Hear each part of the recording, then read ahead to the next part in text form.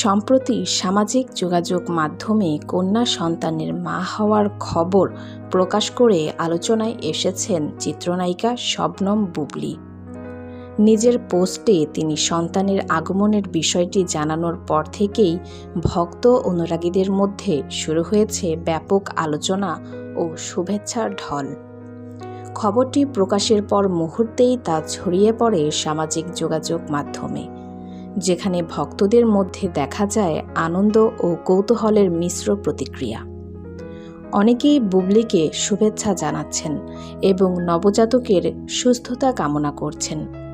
এদিকে বিষয়টি নিয়ে এক সংবাদ মাধ্যমে নিজের প্রতিক্রিয়া জানিয়েছেন চিত্রনায়িকা অপু বিশ্বাস।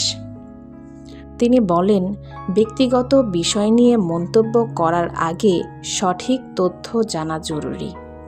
তিনি আরও বলেন, এই সন্তানের বাবা সত্যিই কি শাকিব খান? অপু বিশ্বাস আরও উল্লেখ করেন, সন্তানের আগমন সবসময়ই আনন্দের বিষয়। তিনি মা ও নবজাতকের সুস্থতা কামনা করেন এবং শিশুটির সুন্দর ভবিষ্যৎ কামনা করেন। তো ভিউয়ার্স, এই বিষয়ে আপনার কি মতামত কমেন্টে জানাতে ভুলবেন না। সবাই ভালো থাকবেন।